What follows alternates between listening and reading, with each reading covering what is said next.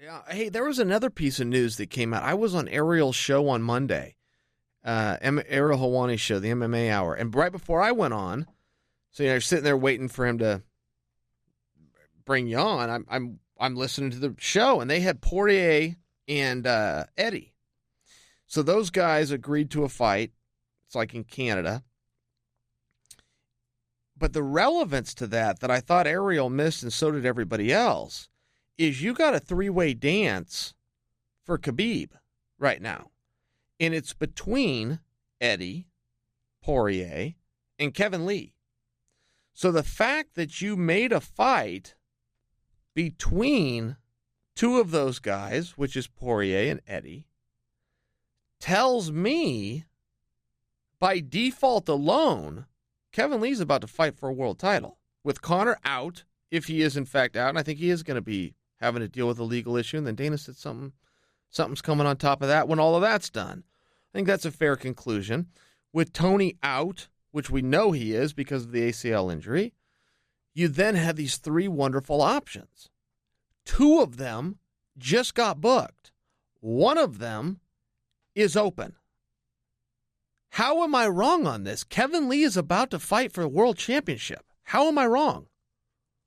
Only way you would be wrong is if Khabib said no. There you go. Or if Khabib is out for some indefinite time. But Khabib's father, who seems to be doing a lot of interviews for him, said he wants to fight in November and even had a venue picked out of Madison Square Garden. So I don't believe that we can get all the way to the Dustin Eddie fight. Let them rest, let them recover, let them go back into training camp, and then let them fight Khabib. I don't think you can all done by November. And how in the hell long do you want to hold up a division? I don't think you want to hold it up past then. So I think that November date is fair, if not sooner than that, which again brings me back to one guy that doesn't have a partner right now, and his name is Kevin Lee. I mean, are we breaking news here, or are we just stating the obvious? I don't know how this wasn't on Ariel's show, or at least the speculation of it.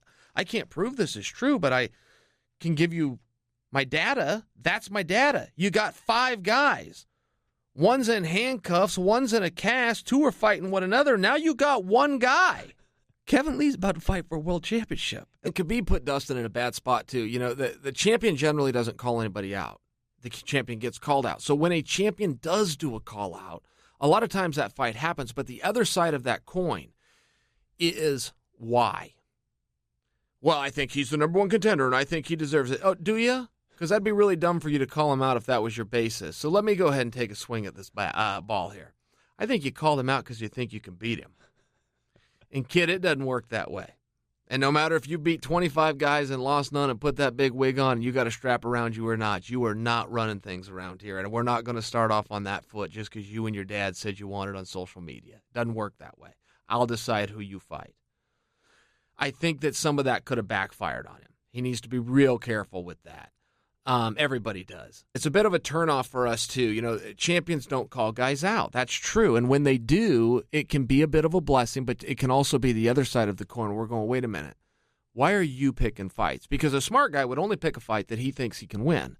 So when you've got these great contenders, Conor, Tony, Eddie, Dustin, Kevin, the one guy that the champ calls out, we're generally going to assume is probably not the hardest guy. Now, that sounds like a slight on Dustin.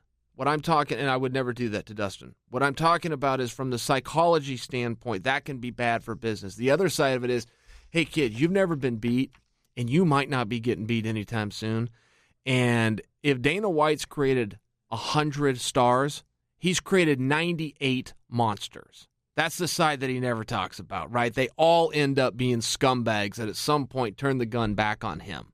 So there does become a precedent right out of the gate of, you're the champion, and I will let you know who you're going to fight, and not the other way around. And even if Dustin is the guy, I do not need you to believe you are making the decisions on who the guy is. I could give you Dustin right now based on Dustin's wins, not based on your request. Should you get past Dustin, I don't want to start any kind of a precedence in that itty-bitty mind of yours that you're deciding who's next. So there's a little bit of a balance there, and I don't think that wins the argument. I don't think that's really what this came down to. But it needs to be considered, and it will get considered in those situations. Let's go back to Kevin Lee. Where am I wrong? Ally Aquino is another great option, but he just did it, so he's off the board. Listen, Kevin Lee's about to fight for a world championship. Tell me where I'm wrong.